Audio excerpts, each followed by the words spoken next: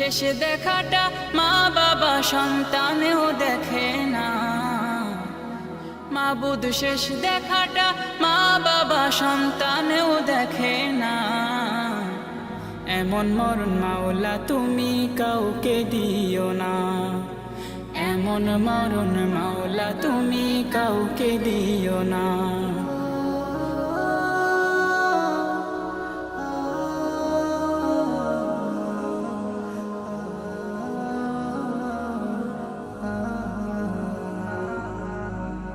যে মরণ লাশ হলে কেউ চায় না গোসল দিতে, আসে না ছেলে বাবার কফিন কাঁধে নিতে।